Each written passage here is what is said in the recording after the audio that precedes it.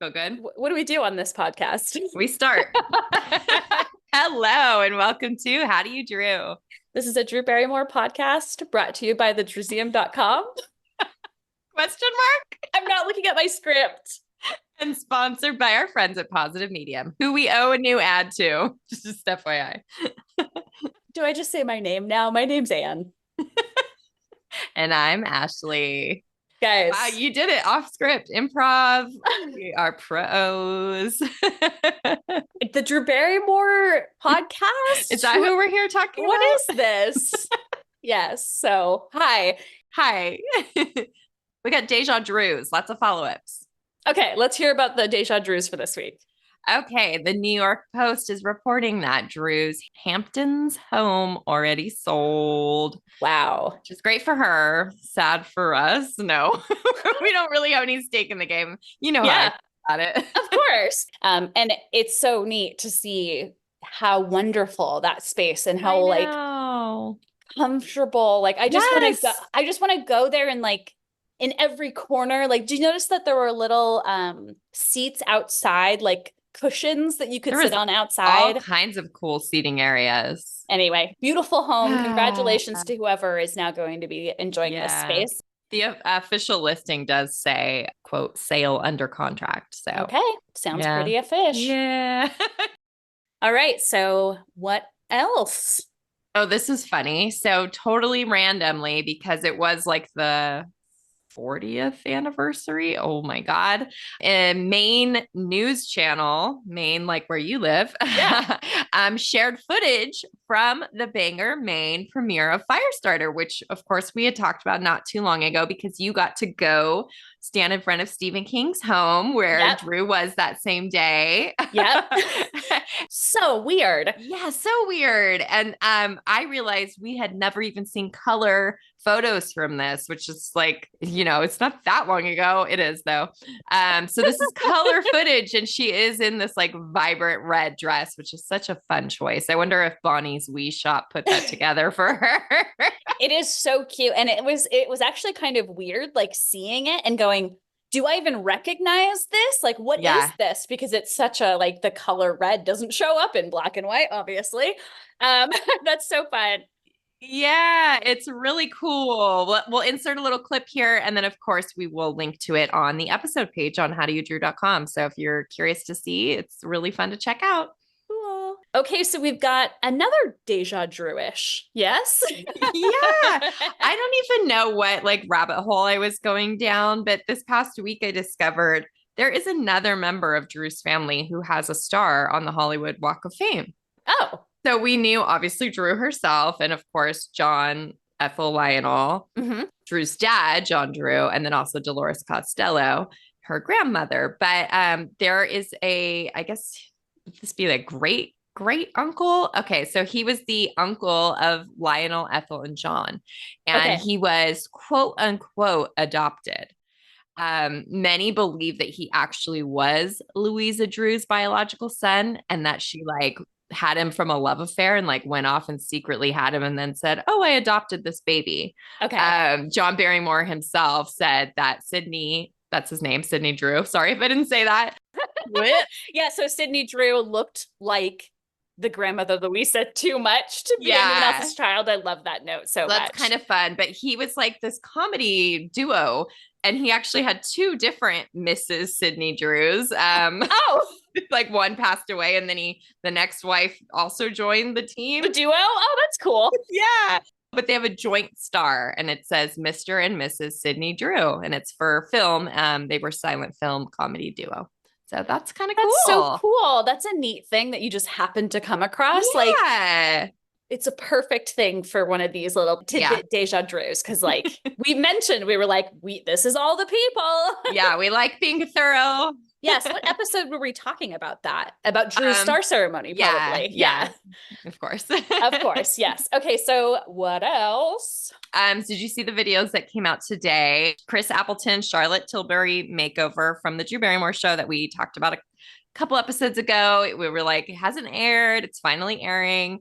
And they had some great behind the scenes videos of them dolling up Drew and her reaction. Yes. I thought those were really cute. I particularly liked the cut that Charlotte Tilbury posted for some reason. Like, I like the angle that she had of Drew, and I don't know, I think you already said it, but they did like a look that was inspired by the Los Angeles Charlie's Angel Full Throttle premiere. And so she like showed pictures and you could really see the inspiration in like Drew's eyes, especially. Yeah.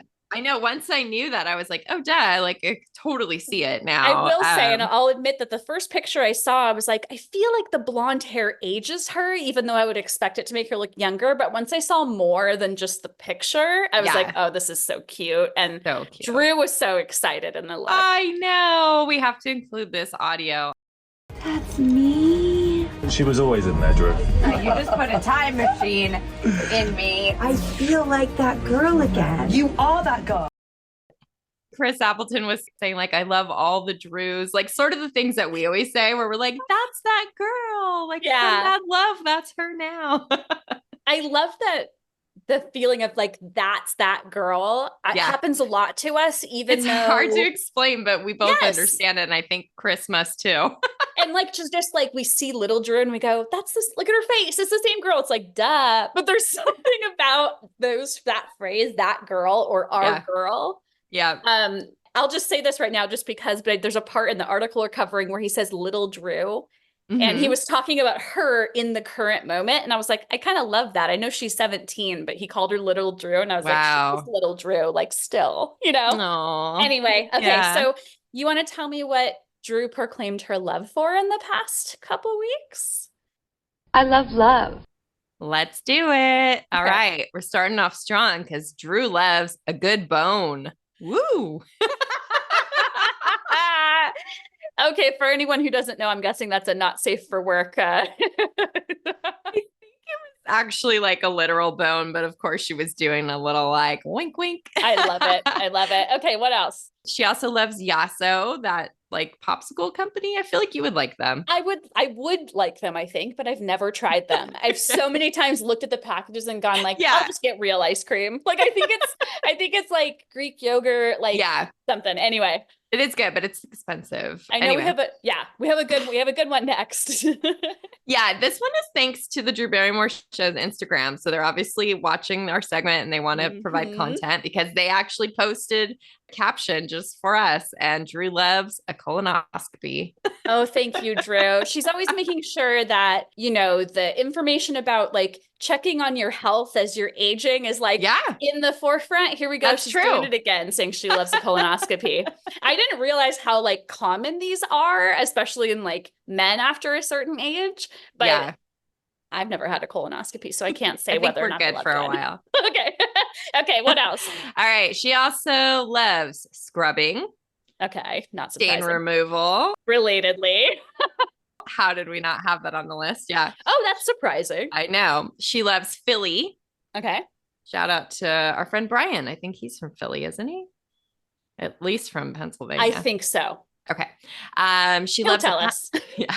She loves a pineapple upside down cake. She loves knowing what's trending. Okay. She loves disguise. Okay. The quote was, "Give me a wig any day." I just pictured her character on the Jimmy Fallon show.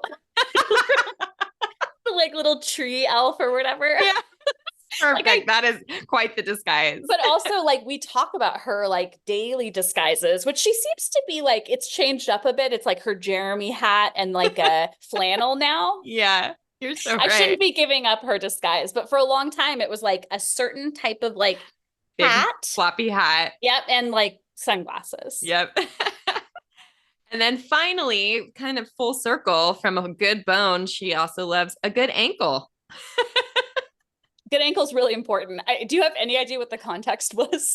That was somebody saying like that they liked their husband's ankle and like that was their favorite part or something. And she's I love a good ankle. That's really cute because I actually do feel like when guys wear like dress shoes and then like either have like they're like they have like short socks or no socks on. I think it's so cute. Oh, you know what I'm talking about? Like, yeah, I like that. I mean, one of my favorite parts of Jason is his calves. Like, who would have thought? But they're just, and I would never calves. think of you, the person who would be like, but I get that. I end up liking like parts of people that other people probably wouldn't. Like, I love this part of your ear. Yeah. Okay, so now let's get into our Druism of the week. You know, those cool little isms that we do. Okay, so this was really cool, but a little underwhelming, I guess. So Elliot Page came on the show, which was exciting, and Drew was really excited and couldn't stop just like gushing. Oh. They only talked a little bit about Whip It, and unfortunately, and I don't know why, I don't want to like look for conspiracy theories, but there's no clips of this online. So they didn't put them up on even their website, which is pretty unusual. Weird. I know, but I like this. This could almost be a deja Drew because we had something similar to this in our Whip It episode. Oh, cool. But here's what Drew said about making Whip It. Okay, so she said, here's my heart in the form of a piggy bank. I'm going to break it on the floor, and all the coins that come out will be my life experiences with a group of misfits, and we're going to tell this story about how to be your own hero. I love it. I love the piggy bank metaphor that she. Yeah, I was going to say, is it the same metaphor she used? Yeah, this is just like expanded out, like describing it. I love that. That is a great truism. Very sweet. Okay, so right before we went into recording this, literally like minutes before, I saw we had a message on Instagram. So we've got something for this week's mail. You've got mail. This comes from Danielle B on Instagram, and she sent this to our account at Druseum, which is like our main account. If you guys don't know that, then of course the podcast account is on its own little separate thing. But here's what Danielle had to say. So she said, I stumbled on your page and I'm obsessed. My whole bedroom wall was filled with Drew. She is still to this day my absolute favorite human. And then a bunch of hearts. And thank you for this page. Yeah, these are the exact people we want to find us. As people who like have, I mean, it doesn't have to be like a long running. If you do, you get us a little bit more. Yeah, like if you had that wall plastered in the 90s with Drew's face, you are our people. You had like the ephemeral part of your experience with like physical magazines. I feel like it really is so different. That's so true. It's really, and we're really going to get into that because we're doing a very old magazine for this episode. And it took me down this weird kind of memory lane nostalgia. Yes, totally. So thank you, Danielle. We love people like this finding us. I hope that you find our podcast. Maybe we should just tell you we shouted you out so you can come you can come check out this episode. And yes, we want people like you, Drewbies, in our lives and in our realm. Okay, yay for new people finding us. What were you able to pull for this week in Drew history? All right, let's go back to June 11th, 1999. So definitely in the thick of my like obsession blooming. Oh yeah. So this was for the Women in Film Crystal Awards. Drew went at least one more year in 2001. But I found some really cool details from Variety, so I'll have some cool quotes. But if you don't know, the Crystal Awards, they honored outstanding women who'd helped to expand the role of women within the entertainment industry. So women helping women kind of idea. Love that. Yeah. So Drew was presented her award by Angelica Houston, which is so nice. So cool. And apparently Angelica said, quote, I challenge anyone to look into that sweet face, into those eyes, and be evil. It was like drowning a kitten. Talking, of course, about Ever After. Yeah. Yes, being like the evil stepmother, quote unquote. She is so evil. Like, she's so good, though. They make the perfect pair. Like that. I know. I love their scenes together so much. Houston and Barrymore back on the screen again. So Drew apparently launched into a hilarious and self-effacing summary of her career, of course, right? Yes. She recalled about how she was washed up before she hit her teens and that she then played a succession of, quote, homicidal sluts. I've heard her say similar things, like murdering sluts. Yeah. She mentioned working in the coffee shop, and then it said she stayed true to her goal of, quote, not letting the scars of your past affect the course of your future, which, man, we should use that. That's good. It's really good. The scars of your past. Yeah. Recognize them, but don't let them. And that's kind of like, sums her up in a lot of ways, you know? Totally. I feel like I totally knew about these awards, but never knew what she actually was honored for. Like, yeah, there was a lot of like Hollywood giving each other awards in this time period. So there was like so many random award shows and or ceremonies or luncheons. You know, this wasn't something that was on TV, but yeah, there was a lot of this back then. And it's just kind of vague. It's just like they selected a couple people a year who would be recipients. I love this last tidbit you pulled. Oh yeah. Apparently Jane Fonda went up to the podium next and she said, quote, "I'm still weeping from Drew." Aww. Sweet. Like I could just like picture that, like that people in the crowd are like, yeah, oh, Drew, just making everybody emotional. Little Drew. Yeah. Let's talk just for a second about her look, just because I think it's worth mentioning. So at this time, I feel like she had a lot of sort of like South Asian inspired or like kind of like Southeast inspired sort of stuff. So she's wearing this dress that looks like, I don't know, I'm probably going to bastardize this, but like an Indian inspired. I have literally all of these thoughts you're saying. Okay. Had the exact same thoughts. Good. And this was very on trend for the time. Yes, that's true. Like, kind of where we were at with fashion. Totally. But the rest of the look, so she's got this, like the dress is like emerald green and gold, and it's really pretty. It's just like that's what is the outfit is like totally that, and her like red bangles, and then the rest is like typical 1999 kind of like white shirt, black blazer situation. Yeah. And I do love the bangles because she was totally into those at that time. I think of her on Rosie that year where they were just like click click click click click click click click. Yeah. I think when I like pulled a clip of that for something. Yeah, and that's all you can hear. Yep. I'm just like, how did the audio people not just go, please take the bracelets off? Like, it's so funny. Anyway, cute look. I love what Angelica said about Drew. Like, yeah, that is so I cool. thought it was a fun, like, even though it's not like a super, like, oh, we all love this memorable event. Like, yeah, I thought the details were fun to share and kind of, you know, kind of unique. That's a great poll. Good choice. Thanks. Okay, so before we get into our topic, what's new with Drew? Do you want to hit the headlines? Just a couple things. So she appeared as a guest speaker at the Awesome Symposium, and that's basically like a conference for women who work in supply chain. Okay. And I think she was a surprise guest because I like went and looked at the schedule because I just go down these stupid, you know, me. Now I got to look at this. Now I got to look at this. Yeah. And she's not on there at all. So that's kind of cool to think about. But it was in Bentonville, Arkansas, which is, of course, like where the Walmart home base is. So she also had like her beautiful team and they met with Walmart. And a couple people who were in attendance just posted some really cute pictures from these events. And actually that video of her on her Instagram where she's wearing a dress over her sweatpants, that's from this. Oh, I actually was looking at the pictures in the notes going, where do I recognize that dress from? Yeah. So great.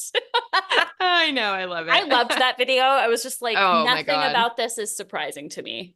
Like, nope. As much as we know she like sweatpants are what she like wants to be in at all times. It tracks. Let's talk about what else is new. There is a new issue of Drew Mag already. I feel like we just had one. Like it feels very fast for some reason. The spring one definitely came out, I think, a little late. Because I remember being like, when's it going to come out? And now all of a sudden summer's out. So okay. Yeah, it does feel fast. Cover is shot by Ash Bean. Ash Bean does so much now, right? I know. She's even photographed you. Wow. That's cool though, right? It is cool. It's kind of cool. So I thought that my subscription had run out, so I didn't expect it to come in the mail. You randomly got 2 in the mail. Okay, I'll take it. And it also gave me a little bit of a 1994 The Face Ellen Von Unworth with the popsicle. We got a popsicle thing going. I thought that was like, is that inspo? Maybe not. Good call. So you said you haven't gone through it too much. I haven't really, but you have like told me about some of the really rad stuff. So if you want to talk about this a little bit. Yeah, just a couple quick little teases. There's a few pages on the RV trip. The magic car. It's the magic car. Woo woo. Home away from home.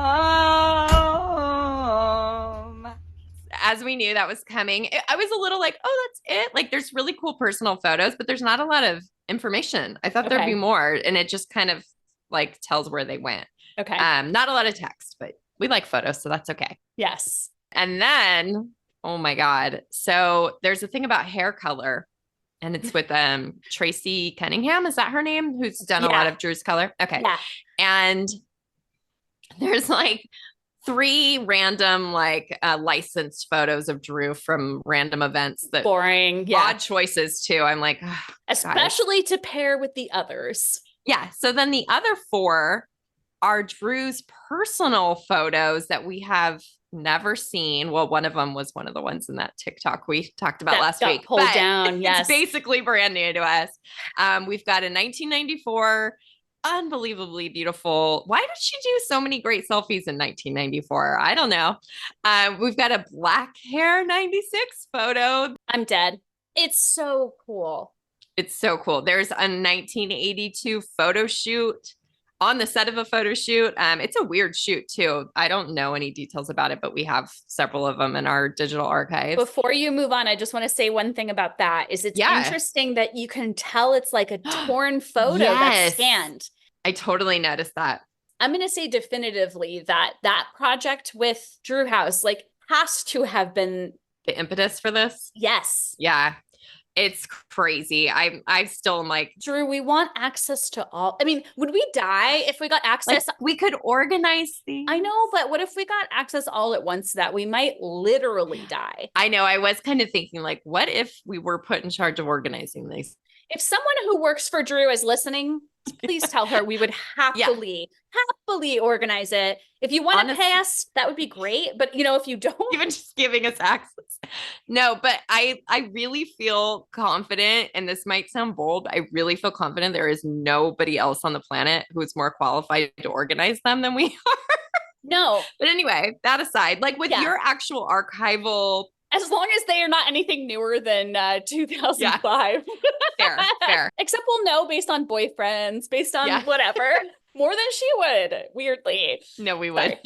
And then the final one, this is a full page. It's on the set of Bad Girls, which of course I love her look on Bad Girls. And she's doing a peace sign and it's just stunning. I shared that on our Instagram, Drewsium Instagram, and holy cow. Like, it's so funny to me that these heart-stopping, unbelievable rarities are paired with like the most random little event photos. Like, and guys. Also, I actually like so love that the reason we're getting them is because our girl has a magazine and she gets to put in whatever she wants. And I know, it's incredible. Thankfully, the people who work for her like know this is freaking cool. It's not just us, but I think we're the ones that know like, holy shit. What's cool? This has not been published before. This is not like Drew knows. Brand new to our eyes. No, Drew knows because it's her stuff. I mean, she even I think said when she was talking about Drew House, like stuff people haven't seen, right? Like yeah. I just hope there are different ones on the close that we see different ones. I know. Give us all that we can. There's a couple other like old photo shoot pictures throughout this issue I thought was kind of interesting. Like, again, they like licensed them. Oh, like the back page. I did see that the back page was like a 1994 Michael Muller. Yeah. I was like, oh, that's cool. And they used 2 from the 1992 YM photo shoot of her on the beach with the blonde hair, like the long hair before she cut it. Yeah. Interesting, but fun. And maybe we'll do a live to go through that issue sometime soon. Keep your eyes out. Look at our Instagram.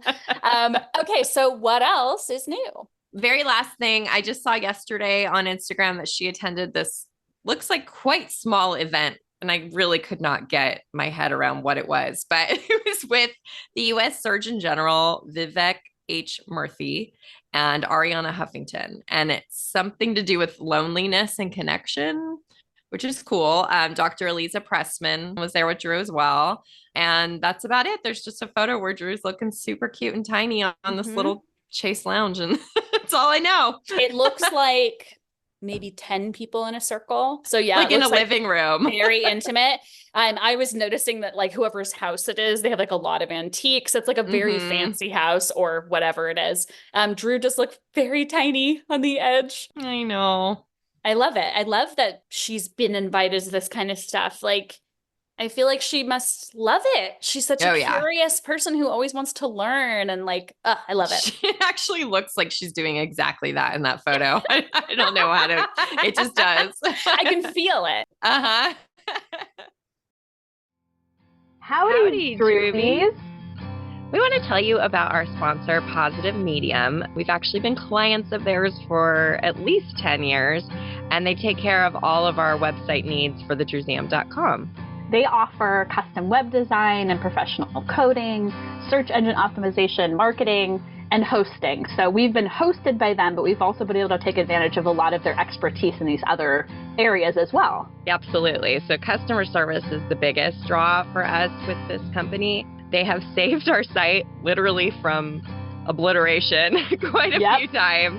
But then they also help us with minor issues in just like literally a matter of minutes. So if we have like a coding question or just like something on the back end we can't figure out, we reach out to them and we get an answer back and the issue is solved within moments.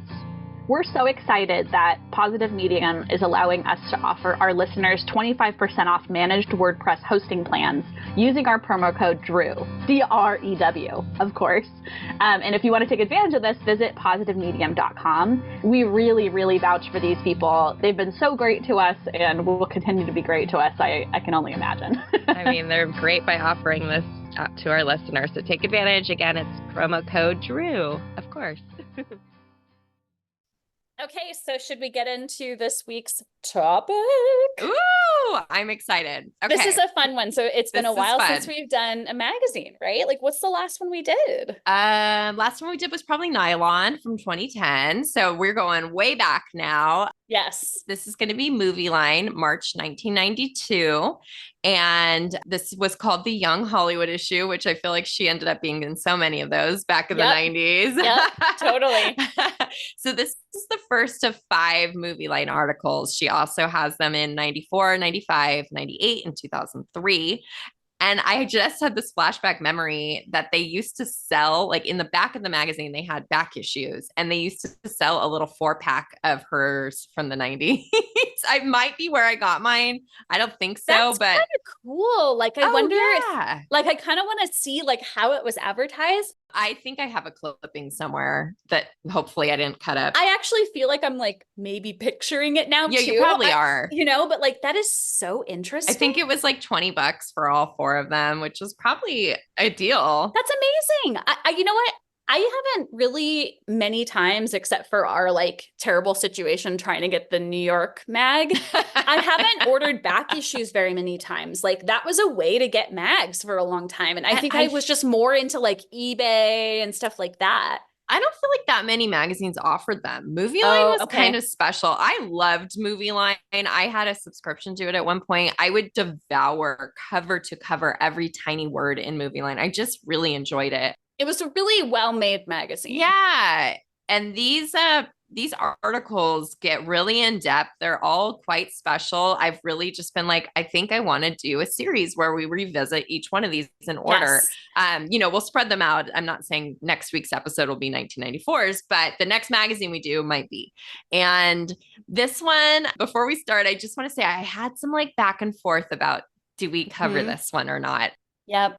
I've always loved it. Like ever since I first read it, because this is a very candid Drew. Yes. She's a little salty in some of this, I would say. She's a little shit talky, which she would never do now. Never. No. And we discussed this for a little while, like whether we thought it was like appropriate for like us to put this out there, but it's so long ago. I think Drew would own up to it. It's not one of those things like, anything we're doing where we're like bringing up stuff that maybe it's old dirt, but like, this is a really fascinating article, but it is a little rude at times.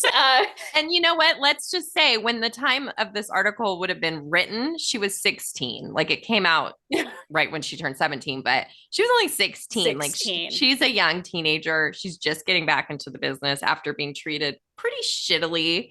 Yeah. And we'll talk about that.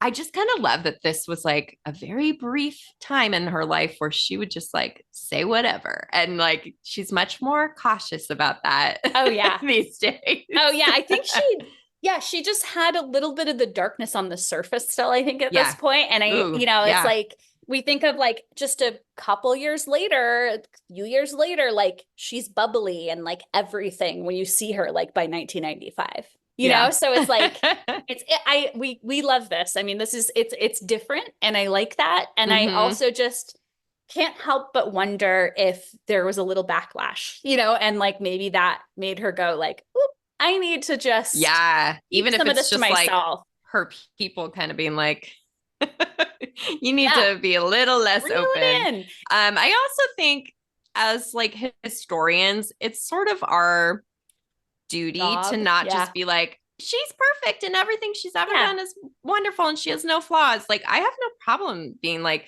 oh, she kind of fucked up here, or I wish she hadn't done this. And I will say, like, there are parts in this that it's like, do you recognize why there's some hesitation on the part of the casting directors? We'll get into this, but like, I'm sure looking back on it, she'd go like, I'd also have pause if someone came into my audition room and had gone through what Drew Barrymore had gone through and what her public reputation was at that point. She was fighting her public reputation.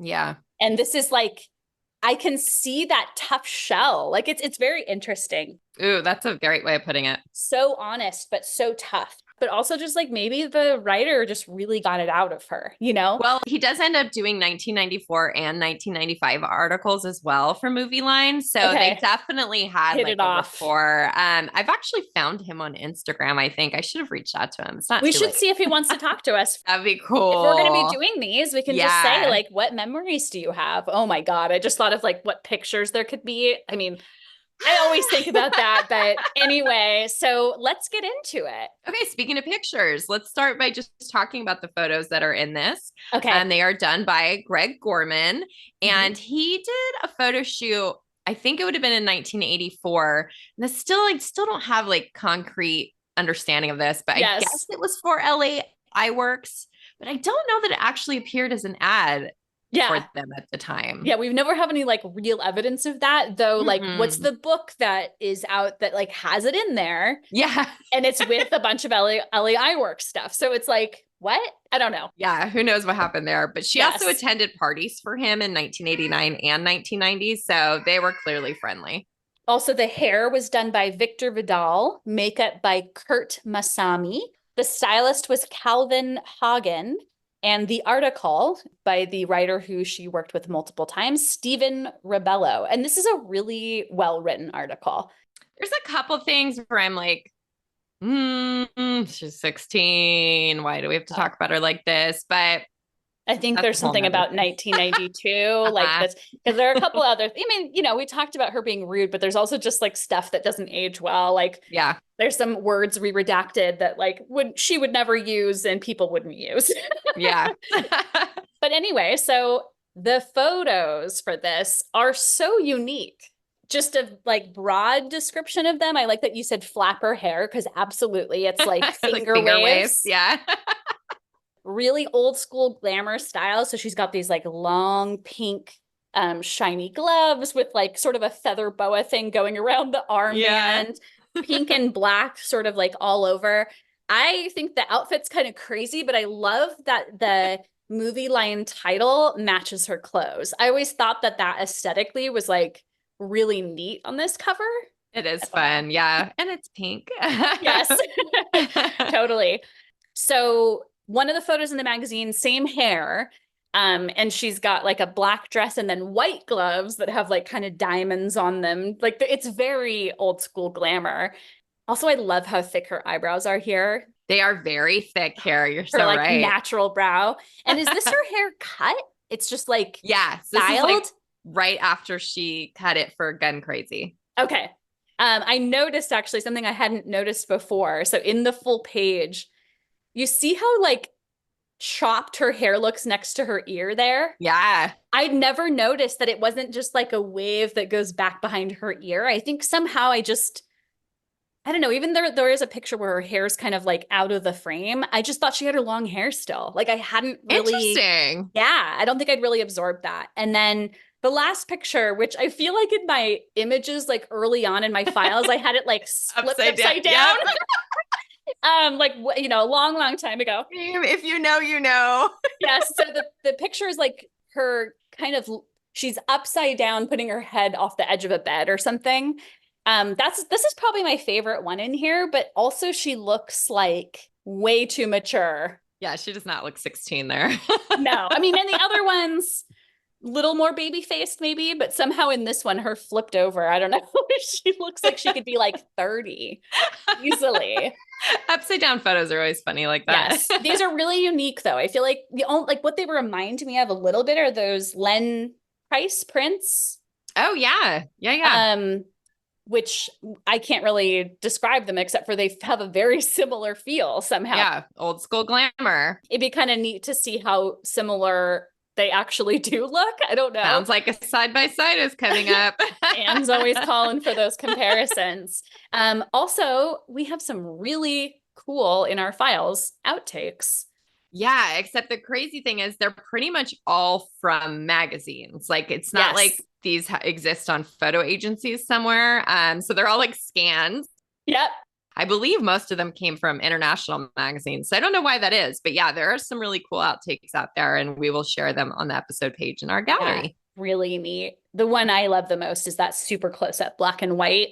Yeah. That's like by itself. That's the only one that's like, it's not a scan. It's like from the internet. Yeah, from an agency of some kind. I guess we can kind of describe like, there are photo agencies that literally buy like an entire photographer's like whatever, or the photographer like puts them out to be licensed and then people can like get them. And sometimes we get access to either like thumbnails or full photos from these, depending on who has bought them and put them out on the internet. Exactly. So it's a very interesting, weird thing. But if people know about photo licensing at all for anything, like it's the same.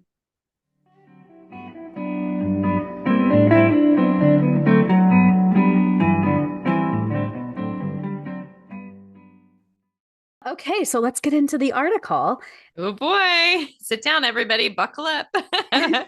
Titled The Return of Drew Barrymore. So as we kind of have like talked about, she is reemerging. So I like how it says the very top. The youngest member of Hollywood's royal family went from a sweet little chick to an ugly duckling. Rude. And now at 17, she emerges as a fire-breathing swan. That part I like. Fire-breathing swan. Are they referring to the fact that she's just like breathing fire in this article about everyone? She's the fire starter. She sure is. But yeah, ugly duckling. But they also a couple of times say how she was like bloated and all this stuff. Like that's the kind of stuff where I'm like, do we have to talk like this about a teenager? But yeah. Anyway. All right. So the article opens. Drew is sitting with Stephen Rebello, the author, in a quote, funky Mexican restaurant. And of course, she's blowing smoke rings as she does. Classic. And she's telling the story of a nightmare casting session. Quote, I walked into that audition and the casting director just sat there laughing. And then she imitates this woman and kind of the vibe that this woman had. She wasn't saying these words, but this was the vibe. Yeah. Quote, I can't believe you have the balls to walk into this audition, little miss drug addict. Right. Like we're really going to give you this job. Woo. Rude. Rude. Yeah. So I have a long, and I'm glad that you pulled this whole quote. So there's this whole part where Drew's kind of talking about the trajectory of like what she was going through at these auditions, how they were treating her. So let's hear this. So I was blacklisted big time, she says, throwing back her head to blow a perfect row of smoke rings to heaven. I had 2-3 years of casting directors telling me I'd never work again in this town. Even after I do a good audition, they copped an attitude like, well, you're not going to get this film, but you're not as bad as we thought you were going to be. Oof. That shit only made me angrier, made me put that much more into my work, but I'm a little termite. I love that. I know. Druism. Yes. You cannot get rid of me. I am a person without pride, someone who will do what it takes to get a film. I swore to all those people who made me eat it, someday you'll want me. And through pure ambition, I showed those sons of bitches that I could do it. Success is the best revenge in the world, and I'm back. That's how we start this article. Yeah, so she's feeling confident, but she's pissed. Yeah, pissed and confident. I agree. The author, of course, gets into like her career history, the partying, the rehab, all the usual shit. Yes. So next, the article talks about her 3 movies that were going to be released in 1992. Of course, they are Poison Ivy, Gun Crazy, and Sketch Artist. Yes, and I had a couple thoughts about it, but one thing I liked is that the writer's commentary says the sons of bitches are asking her to read for parts, like basically like giving it back, which I was like, that's kind of cool because he's like kind of a little like, cheerleader. Like, yeah, go Drew. But also, what other years has she had 3 movies? Because 1998 she had 3, and then 2009. Yeah, I was gonna say also, I don't even think it had been filmed yet, but it's crazy that 2000 Malibu Road also came out that year. So that's a lot. Yeah, packed. And then she goes and Amy Fisher comes out January 93. She's just like bam, bam, bam. What a time. But also the 2000 Malibu Road character. The character, the whole show. We should do 2000 Malibu Road. We should. That would be funny. That would be fun. Okay, maybe next summer, like kicking off the summer because it was like a summer show. Okay, we are getting way off track. I can't wait to talk about that weird lady on the show. Her sister, Honey Bunny. She like says that. All right. Anyway, so I love that you pulled this lovely description of how Drew looked at the moment because it's beautiful. Yeah. With a Cupid's bow mouth, painted a singular shade of umber, skin like bone china, and dreamy blonde locks, she is nothing short of a Lollapalooza. When she strides across the room to replenish her stash of Marlboros, every patron in the joint swivels his head in awe. The girl can't help it. It's so good. So Drew, of course, is like very modest about it. And she says her usual, I don't look in the mirror and say, you've got it going on. Like, hey, baby. Yeah. But she was flattered when they started to talk about her in the industry and say stuff like, in her words, you got to see Drew Barrymore. She's got a decent bod. She's pretty. She's got long blonde hair. She can act and she knows how to shake it. And then she worried that her long hair was making her too sexy, which I can totally see her being like, it's part of the role. It really was. Literally, she wanted to be uncool, quote unquote, for Gun Crazy. So she chopped all her hair off. Yeah. Bold. That's definitely addressed in another article where she was kind of like worried, but it all worked out. Yeah. It's good. She was definitely trying to make another shift, like a huge one. Mm-hmm. Yeah. When she's like, I just filmed so much shit looking sexy. Like, let's move on. Temporarily, anyway. Yes, exactly. Speaking of sexy. I know. So then the author is going to get into all the things that happen in Poison Ivy. These are Poison Ivy spoilers. If you haven't seen it, what are you doing? And also, we are like gearing up to cover that movie. I'll just say it on the air now. Yes. It's so obvious. Get excited. Yeah. So get excited. This was kind of like our way of working up to it. Yes. So this is a quote. She hauls the ashes off 58-year-old Tom Skerritt on the hood of a red Corvette, helps Cheryl Ladd do a fatal swan dive off a balcony, and for a rip-roaring finale, deep-tongued Sarah Gilbert. So dramatic. And that's not even everything that happens in the movie. Like, I love it because I was like, do we say this? Like, I was also, but I'm like, a movie that's literally how old now? Yeah. Let's not do the math. let's literally not. Okay. So yeah. Then what was Drew saying about that? So Drew said, quote, I mean, in most movies, it's like, ooh, did you hear she takes her top off in it? She says, clasping her mouth and batting her lashes in mock horror. Then she says, well, we crossed so many boundaries in this little number. It's going to shock the shit out of America. She has this like attitude in this article. I also love that she was thinking that, like, that she was like, I'm just going to push the envelope. And that's what made her a badass. And like, I'm trying to think of like, yes, 95 was when a lot of people got into her, but like how many people, if you're hearing this, like remember this and like, I would love to know how you felt about it. I mean, we're just excited to know anything about the response to this anyway. Yeah. And she does call Poison Ivy a total art film, which, I mean, it's a really interesting, unique, weird movie. I can't wait to get into it. Like, it's going to be so weird. And that has a female director. Like, that's going to be fun. So Drew mentions about Ivy having a very similar cross tattoo to Drew's own. And that helped draw her to the project. And this was very like deep, and it felt very like she had this like, you know, again, she had like darkness on the surface in a weird way. So she said it symbolizes pain, death, life and love. I figured it was meant to be. Besides, it's every girl's fantasy to be that person who walks into a room, awes everybody with her presence, and can manipulate any person with the blink of an eye. It's interesting that this is said right after the part about her walking through the room and making everyone's head swivel. It's like she's not even aware that she's has that. Yeah. And was she at any, like, was she playing that role, or was she just being Drew walking across the room being fucking adorable? I'm sorry. Because when I think about her, I know she's 16, but them talking about her going to get cigarettes, I'm like, every person in this place is going to be like, she's so cool, you know, like she just was. She still is. She still is, but in a different way. Yeah. So she's excited to hear that apparently there were guys howling in the screening that the author attended, which is like so gross. And then she mentions how she used to torture herself with pictures of supermodel Paulina Poroskova all over her walls. And we've actually seen those pictures of her room. Yeah. Were those in People magazine? I don't remember what they were taken for, but at least one was reprinted in style. Yeah, we should definitely show. Yeah, good idea. Yeah. And then apparently she was offended by the use of a body double in Poison Ivy. Mm-hmm. She says, quote, "No offense to that girl, but I have prettier boobs than she does. I'm pretty bummed that America's going to think those are mine." But then she goes on to say, quote, "All that grunting, grinding, crotch rubbing, that's all me," she says, ice cool, laughing between noshes on a cheese burrito.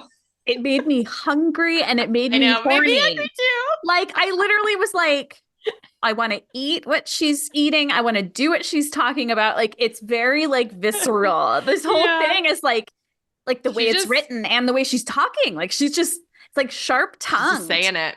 Yeah. She also gets way into her kiss with Sarah Gilbert. Oh my God. They make such a big deal out of it. It's crazy. Like, I don't think anyone would bat an eye these days. No. And it was like such a scandal. But I love Drew's attitude about it. Like, I think it's maybe written here, but I'll just say she says, like, women kiss all the time. Like, what do you mean? But she also, like, I'm going to read what she said. She said, "I mean, I don't know a lot of actresses who would stick their tongue down another girl's mouth on screen. Do you? When the director asked for another take, we went at it even more, and I could feel the crew cringing. Sarah and I watched the playback in the monitor. We were like, oh my God, that's us kissing, and it's hot." So silly. Oh my goodness. I mean, I think it's like, it's hilarious because it's like, how young were they filming that, first of all? I mean, 16 for Drew. I don't know how old Sarah Gilbert is. But maybe a little older, or around the same age. Probably about the same. We'll talk about that too. I guess just have to tune into so much stuff that we're not getting into at this moment. Yeah. But I loved this, and I just loved it so much. And then you can kind of take it from here. But I love that it says she takes an old time movie star like drag on her cigarette and draws like an Bill Dyke from a women's prison movie and says, "I suppose now I'll walk into auditions and it'll be like, check out this lesbian." I just thought it was just like, everything is like a little over the top. And a little like, got a little chip on my shoulder, but Old soul. Yeah. Oh, for sure. Like, this is like showing it so much. Like 16. That's so weird. Yes. The author mentions that she can throw off sophisticated androgynous heat worthy of Marlene Dietrich, which is fun. Yeah. There's a quick mention of a bunch of the guys that she supposedly dated. And this is the first of a couple times I'm probably going to say this. Of course, there are some of them that were literally adult men. And this is... We're not going to give those names any space. I could do a whole episode on that, but I don't want to. I'm just going to say it was the time. It wasn't uncommon. It's unfortunate to look back on it and just we cringe a little bit you know, and I think, you know, there's no reason for us to go on too much longer at it. The guys are just, that's a little ick. Yep. It also mentions that she sent a love note to Jason Priestley. And the author says, "A very favorably received MASH note." And I was like, that sounds very British somehow, being like a MASH note. And I was like, almost like wanting to look up if the author was British, but I didn't. And I'm like, I want to know details of that. That's hilarious. I can see it. Cute. Like, me too. It's so cute. And it's funny that she ended up really right after this with Jamie Walters, who kind of had that same style. I actually, in my mind, like almost confused them. Yeah, they're almost the same. Yep. So she's asked at this point, Could she ever see herself with women? I mean, I love men, she observes, spewing more smoke rings. I'm utterly fascinated by them, but I think I'm even more fascinated by women because I'll never truly understand a man. I can totally see how women fall in love with women because it's like exploring yourself. I've wished sometimes that I could be a man so I could take a woman. I don't know if that's why I'm always in men's clothes. I really have a male mentality. Sometimes my mother says I was really meant to be a boy, that it starts from my name and goes to my clothes right through to my whole mental outlook. I love that whole thing so much. And I feel like we just got asked like in a Q&A or something like about like, was she ever with women? Like, this is so cool. Yeah. This is, I mean, and again, so candid and open. I don't feel like she would ever talk like this now. Especially the part that says, I've sometimes wished that I could be a man so I could take a woman. I'm like, this is true at 16? All right. Wild. Like, but also it's beautifully written or beautifully said, I should say, because this is like, he's just, they're sitting there like recording and listening to this. I know, he's probably like, oh yeah, this is juicy.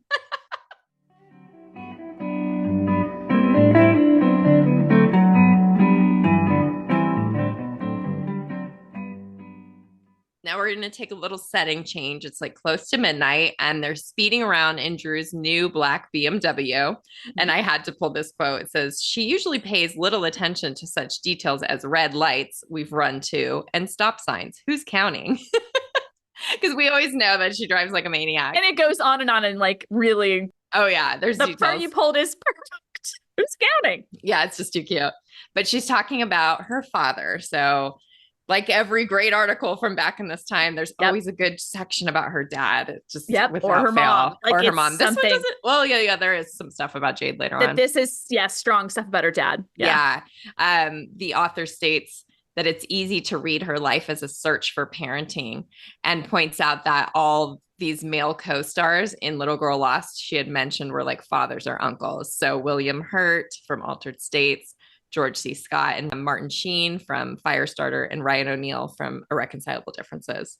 And it is like, you know, it's a trend that she has these sort of like pseudo father figures. Yep. And she talks about it. Like, I love that we're talking about this right now on our Patreon, guys. So like, you want to hear more about Little Girl Lost, about all the stuff about her parents, we're digging in. So go over to Patreon. Patreon.com/how do you do? Little jingle. I should just cut that apart without me going in the middle of it and have it on the soundboard. I like it. And I'll do a little thing like under it, like little patreon.com. How do you do? All right, back on track. Okay. The author goes into her dad's history and how they didn't speak for years. And so there's so many good quotes here. Oh my God. There's this whole thing is just full, like you warned me, but it's worth it. Drew said, in a flash, I can be an incredibly sour person for all the stuff I've had to go through at such a young age, for all the pain I got from my father, with whom I've had an impossible battle my whole life. God, that is wild to read this right after that last chapter of Little Girl Lost we read, where it's like the last time she talked to him for so long. Like, I just love when our stuff overlaps like this. Oh my God. And it just goes on. Like there's just so much here. Can I read this one? Yes, go for it. Quote, sometimes I can't even hold a conversation with him because he's so out in the ether, you know? Since I was born, he's never worn shoes because in the planet he's on, intelligent people know not to wear shoes. He's actually gone into another dimension and stays there. You cannot go to his level and he will not invite you in. He's out there somewhere crazy with blue eyes that just suck you in, riding around barefoot with a torn up duffel bag on a little bicycle. I sometimes wonder where I got all my shit from until I think for 1 second of his name or his face. Then I no longer wonder. What was the like short little beautiful line she said a couple years ago? Like, I'm from wildness, or like, deeply intelligent man. Yeah. Who fried his brain. You know, who, he's just, oh God. The barefoot with the duffel bag on the bicycle, like that is totally how I always picture him. But have we actually like seen pictures of him it's like just that? I can visualize it. Yes, same. Like any picture I've seen of him, like I've merged like a whole area of like old age and earlier, and like tried to imagine this mid period, right? Yeah. Now I want to look and see if there is anything that we have that's from this period, because I feel like there's nothing. I feel like that's so fascinating. Because we know she was around him a little bit. Anyway, so I love that. Beautiful. So at this point, this is 1992. 91 when they did the article, though. There we go. Keep pointing that out because there's no way it got done that fast. How old was she at the point in the book that we said they'd stopped talking? Because I'm kind of trying to like. She was probably, I mean, I would imagine Little Girl Lost was written. It had to have been written in 1989. So she's 14. So it's only 2 years later, which is kind of wild. So it says they're currently on speaking terms, but she hadn't been able to reach him for 3 days. And it says, which was always done through some unnamed mutual friend. So he clearly didn't have some.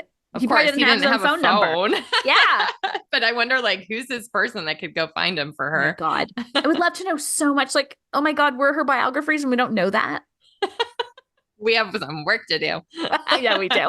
So anyway, so it says, Drew said, on one hand, it really hurts me on the level of, why isn't my dad calling me back? On another hand, I'm like, John, what's up? Why are you fucking dicking me around?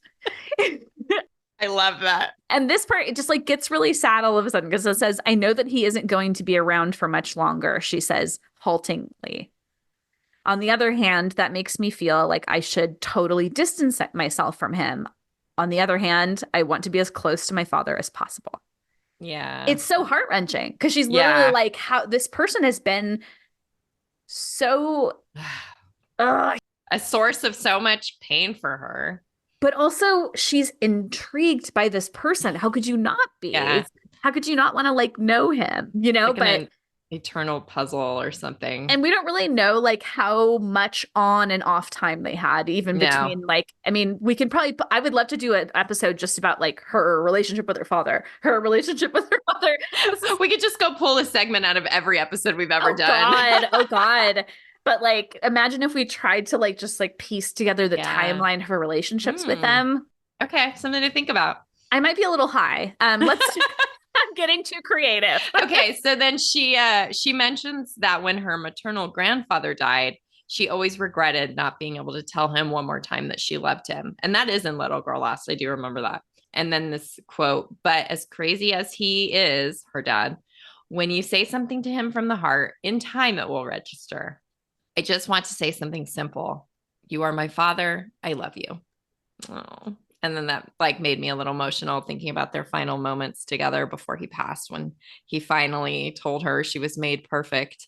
Like, I feel like she worked her whole life for that. I know. And I can't imagine how it would feel to, gosh, when she talks about that, and I don't even remember exactly where it is when she talks about that you were made perfect. I think the first time we heard it was in Dateline 2005. He had just passed away. I feel like she was talking about like how he was just impossible so much of the time that she knew him. Yeah. And it's like he softened in his final moments. One moment. But also like he had like Alzheimer's. So it's like she saw this clarity come through. And I think that's something that happens when people are going out. It's like they have a couple moments of like, you're amazing. Thank you. You know, Oh my God, you were made perfect. Can you imagine this like crazy man being? And it's like, because he was looking at her bare feet, probably because he's like, finally, you know, wearing shoes isn't cool. No, I'm just kidding. Aw, I love it. Maybe he just liked her moon tattoo.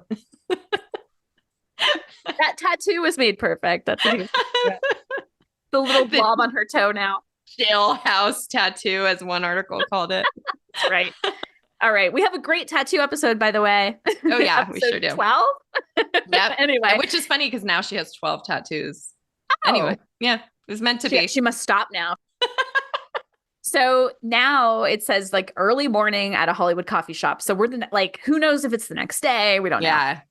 So now we jump into some talk about Steven Spielberg, which is always kind of fascinating. And at this point, I'm very fascinated. Yeah, this is a weird one. This is like the one and only time it ever sounds like this. And it felt kind of new. Like I remember the wipe the lipstick off, but some of this stuff felt new. So she says she'd only seen him like 2 to 3 times in the past 8 months. We don't really know like how often she was seeing him, but she said, growing up, I practically lived at his beach house. He was the only person I considered to be my father figure, the only man that was ever close to me the whole time I was growing up. Before his first child, Max, was born, he said, "You'll always be my first child." Now that I'm older, we're not as close, and it's a hard pain I have to deal with. I've gotten older, and it's incredibly hard for him to accept. And then it gets even more sad. She tells the classic story of walking to his office and him being like, wipe off your lipstick. I feel like she told that later in life as a very like, oh, it's so sweet. He'll always see me that way. But in this, it feels stern. She's not happy about it. Yeah. Yeah. So she said, quote, on the one hand, I'm like, this is my father. I can't say no to him. On the other hand, I got really angry and wanted to stand up once and for all and say, I have grown up. I wear red lipstick. It's my style. I looked at his picture recently on a magazine cover at the newsstand and started crying because it doesn't feel like he's my father anymore. And this is a man I would have done anything for, who felt like the one person I could really depend on. It's hard because I love him so much. And then the author continues, her anguish over the relationship is palpable. She takes minutes to regain her composure.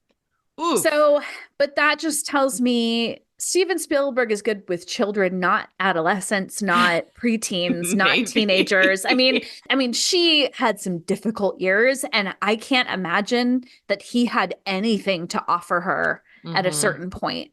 And it hurts me to think that there's distance at this point, but it seems like at least the few encounters we're aware of, whether it's like, you know, when they really released E.T. or like, they seem like the relationship is good. So I'm glad that they seem to have gotten past this, but I think it's her age. I think it's his age. I think it's like, it's very awkward. Maybe he feels like he shouldn't be close to Drew Barrymore right now. It is awkward. They're talking about how sexy she is. So maybe she wants a father figure, but Steven Spielberg, this like, who seems like a pure soul, doesn't want to like, I don't know. Because we know about the Playboy reaction. Yeah. And I have a theory, and like, I always felt like, because I went to Universal Studios in 1999, so I'm like getting so into Drew, and I went on the ET ride, and there was nothing of her in the ride. Like in the line queue, there were photos from the movie, and there were none of her. And I couldn't help but feel like, oh, this ride opened in 1991. She's still a, quote, bad girl. And they were trying to distance her from the image of the movie. I really feel it. Like, I agree. I just don't think it's a coincidence. And so I'm sort of like, yeah, maybe Steven was in that vibe too. Like, I'm going to put a little distance here. At least she felt that way. It's pretty obvious here. Yep. So then we kind of get into some stuff about the business, Hollywood. She talks about how much she hates auditions, which is so funny because we just talked about that too, of course. And she mentions that she was passed over for Heathers, Great Balls of Fire, Crybaby, Edward Scissorhands, Bram Stoker's Dracula, and Cape Fear. And 4 of those roles went to Winona Ryder. And funnily enough, we found out later that she also auditioned for Beetlejuice. So that's at least 5 roles that she lost out on to her Winona. And she talks a little bit about her here, which this was one of the ones that I'm like, ooh, juicy. This is like, do we want to put this out there? Because she's not only talking about Winona, she's going to talk about someone else too. So, quote, when I was growing up, I was one step behind her while she was getting everything. When she got Great Balls of Fire and she was 18 years old playing 13, I was like, I'm 13, so why? I've watched other actresses take parts right out of my hands because they're older. You can't help hating your competition, and any actress who says they don't get jealous is lying. I mean, people think Julia Roberts is so wonderful because she's tall and pretty, and all she does is shake her ass and smile. Believe me, I can shake my ass real well, and lots of us have decent smiles. Woo! I'm sure people get pissed when I beat them out of things, but when you don't lie, you think, that bitch. Ashley, I'm so sorry I like forced you to read that. No, I like it. I've remembered that quote my whole life. Yeah. Because every time I see Julia Roberts, I think about it. It is spicy. Like, I almost want to put like a crack whip sound or like like some like, wow. I can shake my ass real well. But, when you think of like, what are the charms of somebody like Julia Roberts? I don't know. I don't see it. I don't either. To be honest, I love Winona Ryder, but I think in that case, it's like, we are both very cute. We are both like, they have like similar features in their face. You can kind of see that it's like, why wouldn't there be a competition? Even though Drew is much younger, but Also, I just had this thought, like if she was 18, maybe it helped them that they didn't have to worry about like somebody being under 18. And I'm like, maybe there are things. I'm sure there's a lot of factors. Then she got emancipated, which maybe that was because she was like, I'm not going to be like left over for roles because I can't work adult hours anymore. Watch this, Winona. That's why I'll get emancipated. The truth comes out. Yes, but it's so interesting to think of like Drew and Heather's Drew, and I still haven't seen Crybaby. I will see it. Yeah, I haven't either. I will. I like saw some stuff from Crybaby. Who's the director of Crybaby? John Waters. John Waters. Thank you. There was a John Waters exhibit at the Academy Museum. Oh, that's crazy. I was listening to an old podcast from October this morning that talked about that. What are the odds? It was an amazing exhibit, like really amazing, but they had a bunch of Crybaby stuff. And actually, when I was like going through that museum, that's when I saw that Polaroid that we were just talking about the other day. Anyway, it all comes together. We're going to try to stay on point. So here we go. Drew talking about another unnamed rival, which we just don't have any idea who else would be like in this category. No, but I love this part. Oh my God, it's so like detailed. So there was one actress in particular whom I could not stand, she says quietly, of one of the hottest women in town. Anytime I saw her, anytime she got a role, I hated her. I wanted to kill her. The time and energy I spent on hating this person was ridiculous. I was in Hawaii and I picked up a rock and I pictured it as being her. I said, fuck you. I hate you. I'm so jealous of you. I wish I had what you have sometimes, but you're you and I'm me. I threw the rock into the ocean. I mean, how stupid is that? But, you know, I've never had a resentment against this girl since.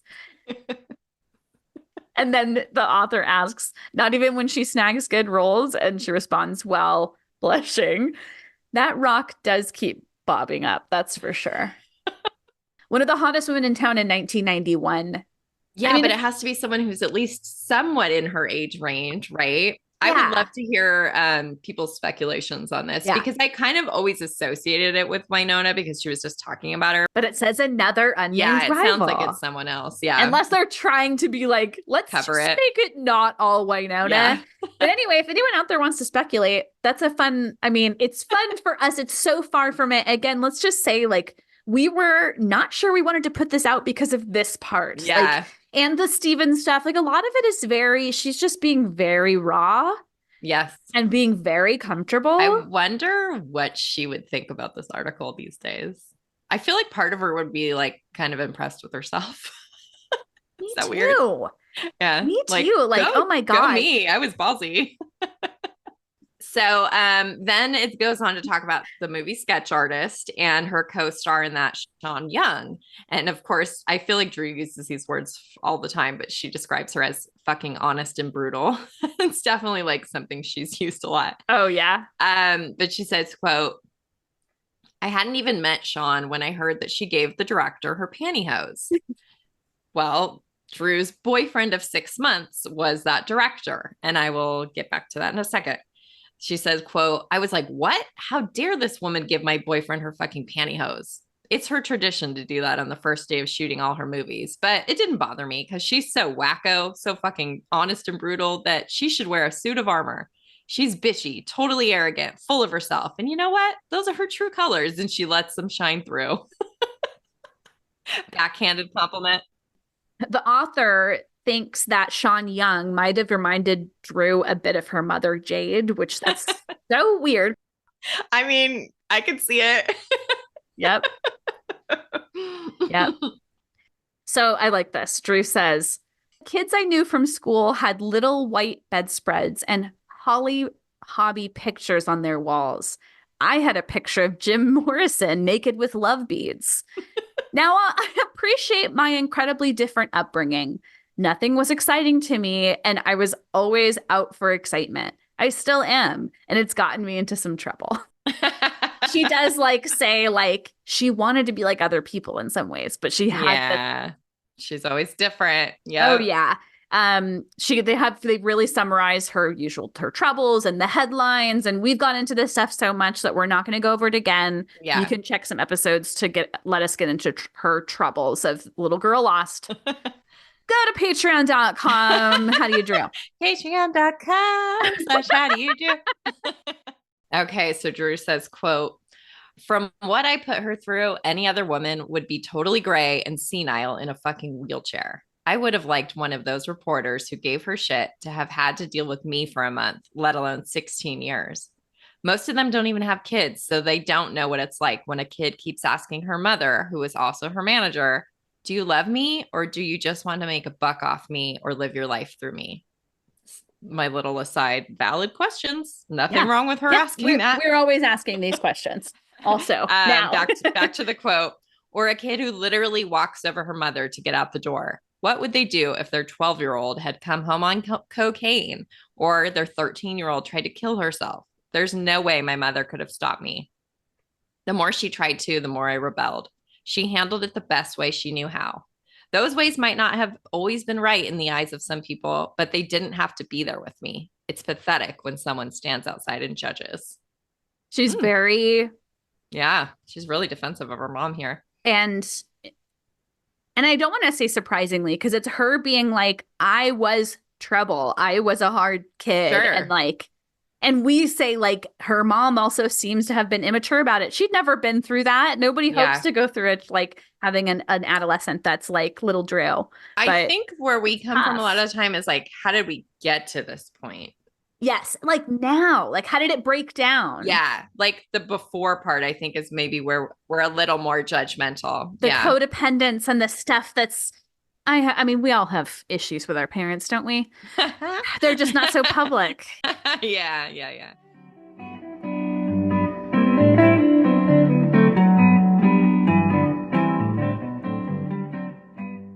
So Drew continues her rant, moving on to the bullshit of Hollywood, which she says is a town where bullshit walks and money talks. I had to pull that. It's just too funny. And then she just goes off again. You know what pisses me off? This bullshit facade of, quote, I'm not on drugs stance in the industry.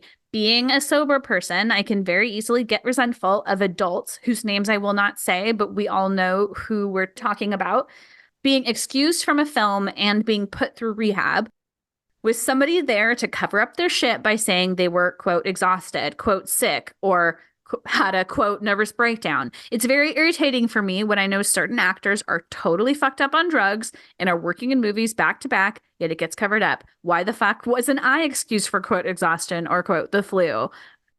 Why didn't somebody or some company put me through rehab? Oof.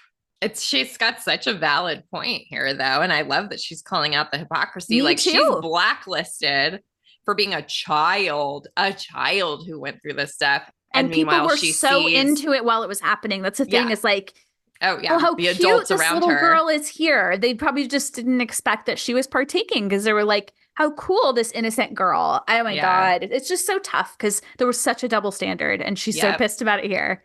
Love it. And again, like, I don't think now she would say this. I think now she's like, oh, I was never, like, no one ever looked differently at me because I was a woman. Like, she says stuff like that now. And I'm like, well, right here, you're saying otherwise. I think she just doesn't want to talk bad about people sometimes. Yeah, she just doesn't. I know. Like, it's also like, which is okay. I'm going to say again, she's 16. Yeah. Like, it's good that she's not deflammatory in the public. There's a reason why when people's emails get leaked, it's a big deal. Yeah. Like, let's move on. So then she talks about like being in a program, AA counseling, working on her sobriety. And this is a really cute part. She says, quote, when I'm 80 years old, after 60 years sober, people are probably going to say, Drew Barrymore, ex-drug addict. It doesn't bother me because I know I'm an incredibly simple person with an amazing capacity to love. I enjoy simple things, bowling, going to the swings at parks at night with my friends, talking to myself, seeing my breath on a cold night, hugging, kissing, laughing over nothing for an hour straight. Like when I ponder questions in my head, like, how do those goddamn M's get on the M&Ms? It's almost like a Drew Loves right there. I love love. It's such a sweet part. It definitely feels like something she would say a couple years later. And I sort of like that this is like sort of starting to plant seeds in her of this is kind of going to be the thing she values more later on. Mm-hmm. Totally. Like the positivity. Like, yeah. Actually, this part feels like it could be pulled out totally of any article from almost any time. So true. Like, It's so true. It's so Drew. I love love. I love love. Days or weeks later, it says they're in a hip neighborhood restaurant. So there's so many places with this. You remember when we were talking to Jonathan Van Meter? Like, it was like over a period of time. Yep. I wonder if this is how they're still done. I don't think so. Probably not. So Drew describes herself as a total old movie freak, and she's ticking off such favorites as Wuthering Heights, Rebecca, and Breakfast at Tiffany's. I love that later they did The Essentials. That's so cool. Oh, yeah. I didn't even think of that. Oh, my God. So cool. Yeah. So she says if she ever met Audrey Hepburn, she'd, quote, start crying and bowing at her feet. That's really sweet, because I feel like the old movie stuff, like, she goes in and out of talking about it much. So I really got to go through and watch like every Essentials. I don't know if you have. You know what? When they first happened, I did like somehow have the free time to watch a lot of them. And I loved it. It was so fun. But that's so cool. That'd be really hard. I've been trying to watch Poison Ivy for 3 weeks and it hasn't happened. So I'm going to keep my expectations real low.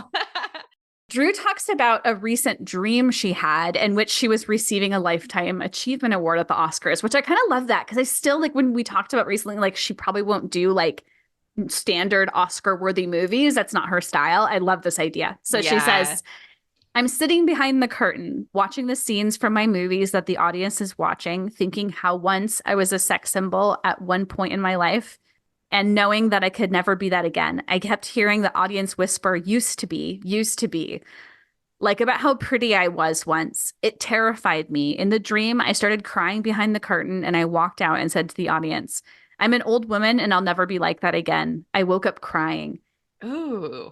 It's like, I mean, not that that's what would happen now, but just like, also there's so much more like since then, like when she envisions it's just her as a kid, and then she's sexy, and then she's gets a Lifetime Achievement Award when she's old.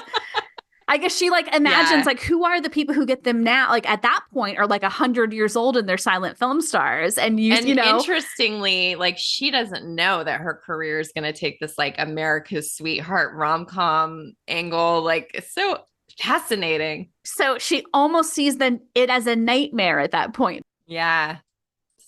This article is just it's so good. I'm so glad we're doing it. Okay, so she has an early shoot for Gun Crazy the next morning, so that also like tells us where we are. It's 1991. And there's a quick little mention about her living with Tamara Davis at the time, which we knew, but I just think it's always fun when something we know is like validated. I don't know. You're like, oh, here it is. We can put it in the timeline. Like there's something about it. Yeah. But she wasn't in a hurry to leave, even though she has that early morning. She wants to talk about boys. So I pulled a lot of quotes here, and I even took a bunch out because it's so much. We have this long talk about an actor who she's majorly crushing on. Quote, she says, see, I've really been in love with the same guy, an actor, for 8 years. We've only really met twice. Both times he was with other girls. I had such butterflies that I didn't want to be like, hi, I'm in love with you. Fuck, marry me. So I went, hi, nice to meet you, and walked away. She scrunches her face and sighs out exquisite teen angst. This is the author now. I'm guessing the object of her obsession might be a certain dreamboat whose name was linked until recently with one of Barrymore's fiercest competitors. I name him. Her eyes widen. How did you know? She asked, squealing, hiding her face. Speculate in a second, but we still don't quite know. So I love this little story. This is what I tried to summarize, but like how she's describing it is so beautiful. And this is like a good example of her telling like a weird, but a good story that actually is funny. It's funny. So, but weird. So she says about the same guy, this crush, I knew he was on location for a movie. So I called every hotel in the state. I never found him, but I would have taken the risk to say, hi, this is Drew. You remember me, right? Great. Good. I'm calling to see if you want to go out on a date. I would have fucking embarrassed myself, swallowed my pride just to take the chance that he would have said, are you fucking kidding me? Click. I have all the feelings for him and I don't really know him. I ask my friends all the time if they've seen him around. I read every interview on him and he's so nice, so sweet, so nice. And I was even bugging the Movieline photographer today. Are you shooting him soon? Oh, I'm so crazy about him. Like she's just like so boy crazy. Yeah. I mean, this is relatable. And but I don't feel like we've heard her talk like this about people that she wasn't already dating, right? Like we know when she's in love, she like gushes, you know, that's normal. But I've never really seen her talk like this about someone she didn't even really know. So I have some theories about who it might be, but I'd love to hear from our listeners. I'd love to hear who you guys think. So send us an email or Instagram or something and tell us, who do you think that she was going goo goo gaga over? I mean, again, it's like a certain time, a certain place, all that stuff. Yeah. She talks about how she loses interest in guys quickly. So I like how in this she's like, says she's like known, or she met him 8 years ago or something. So it's like, what? Anyway, so she said, you see, I have a problem with men. I'm obsessed with them, completely wrapped up in them. And 6 months later, I want nothing to do with them. And I just sit there in my shit, crying and talking to God. Why have I lost this feeling? It's devastating to me. It's so cute. A love fiend. Like, you've probably lost the feeling because you're 16. And yes. I remember how deeply I felt when I was like between 14 and 16. Oh, yeah, me too. Obsessed with boys. Oof. Yeah. We're wrapping up now. The author's kind of like, what's the future going to hold now that her career's back on track? I didn't even put this in here because I feel like later on she disputed that this was true, but it might be wrong. But apparently there is this 60s rock groupie memoir written by Pamela DeBar, and it's called I'm With the Band. And Drew's name was like attached to doing something with that. But I'm pretty sure I've heard her say that wasn't actually true. Is that the woman who would like make casts of guys' penises? I don't know. There was like a groupie who did that. That sounds right then. I wouldn't be surprised. I'd have to, if that is right, then I'll go ahead and leave it in there. But leave it in regardless. Okay. But I wonder if that ever turned into some kind of, I don't know. But I had to put it in because I was like, what is this? I have no idea. Yeah, I definitely remember seeing something about it at some point. Yeah. And then she talks about how she wants to direct a, quote, controversial movie in Europe. And she says, not because I try to be, but because whatever I end up doing becomes controversial. But like, she wants to go direct a movie in Europe. How so interesting. Like, what is this? What and is this? What was her idea that was the place she was going to do that? And at 16. I know. And then finally she says, she wants to play a real bad girl who is powerful and who people idolize. And I was kind of like, isn't that what Poison Ivy did for her? But I guess she wants even more. And she gets to do that quite a few times. She does. So now she's chopped her sexy hair off. Oh, shoot. Looks like it's going to be a wig for Amy Fisher. The sexy Amy Fisher and doppelganger wigs. Or what does she call it? The homicidal sluts. One of the homicidal sluts. All right. So she says her real happiness goal isn't career related. So now we get back to like what we can picture and what we've heard her say, literally. Yeah, this is the Drew we know. Yes. So she says, there's this house I dream of owning in Brentwood that I've loved ever since I was little. It's a cottage, not a mansion, with a big grassy area for a lamb, a horse, and ducks. Big things have never interested me. I'm a little person. I like little things. Aww. One night it'll be raining at that house on my field of daisies, and my loved one will be kissing me, and I'll feel the warmth of his hands on my face. Then I'll know that I've lived. And of course, like, how do you not instantly think of the end of the Barbara Walters 1997 interview? Yep. I don't remember what the question is, but like, I don't know, what do you envision where you'll be most happy or something? And I feel like she's like, one day it'll rain and something. And then one day it'll rain. What does that have to do with it? Right? Stupid Barbara Walters. Yeah. But, and then Drew says, I love the rain. Me too. And I love that we're reading that and it's raining outside here right now. Also, this has got to be the first ever documented thing of her mentioning daisies. Like, this is so early for that. Beautiful. And this article, I think that was so worth it. I think I want to hear people's feedback on this episode in so many ways. Yeah. I think we should wrap it up because this is going to be a biggie. I think it's going to be a biggie. It's probably going to be our longest in a while. I haven't even done the math of how much time we've been recording, but yeah, guys, I think this is a fun one. I don't know. It's meaty. It's a meaty one. Full of tidbits galore. Yep. And also just like, this is a side of Drew we don't see much, and it's really fascinating to take a look at it. I think it's maybe even more fascinating for us because it's like there's a lot of puzzle pieces in here, whether it's like people or things, or this attitude is like a puzzle piece of her. This is a part of her. Yeah. One of all the Drews. Oh, I love all the Drews. Yeah. All right. Thank you so much, you guys, for taking this trip back with us. And of course, we'd love to hear your feedback, as we said before. You could go rate a review on wherever you're listening to this. If it's Apple Podcasts, you can write a review and say, Anne and Ashley, I think she was talking shit about this actress. And then go follow us on Instagram at How Do You Drew Pod. And then I think we mentioned it before, we also have at Drewseum for every other Drew thing we do. Mm-hmm. And for every episode, we have an episode page chock full of pictures, which I feel like we don't mention nearly enough. But I think if you're on our Instagram, we're like, go check it out, please. Anyway, so yes, visit our website at howdoyoudrew.com, hosted on our OG website, thedrewseum.com. Sign up for our Patreon, patreon.com, howdoyoudrew. And don't forget to send listener mail to howdoyoudrewpod@gmail.com or on Instagram. We are accessible. We like interacting with you guys. Yes. We enjoy it. It's fun for us. Talk to us. We are nice. Yes. I think I've asked questions similar to this, but I'll ask a question to take us out. What is your favorite weather pattern? Mine is rain. What do I call that? What's your favorite weather? Warm nights. Warm nights. Ooh. Yeah, you're a sunset gal, even though like everything is sunny. Even though I love the sun. I know. It's like warm nights. That's a vibe, because the first time I came out to Vegas to see you, it was like 107 and it was nighttime. Yep. Oh my so gosh. You got your Vegas warm nights there. Yep. All right, everybody. Thank you for tuning into this meaty one. And we'll see you next Tuesday. Thank you. Thank you. Bye-bye. Bye-bye.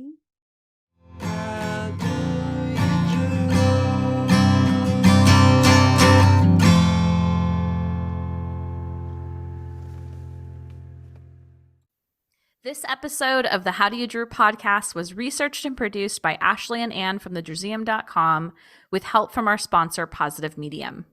Special thanks to Matt Costa for our lovely theme song, Roxy Prima for our adorable logo, and last but not least, Drew Barrymore and all the Drewbies who love her. We do this for you. Thank you. How do you drew?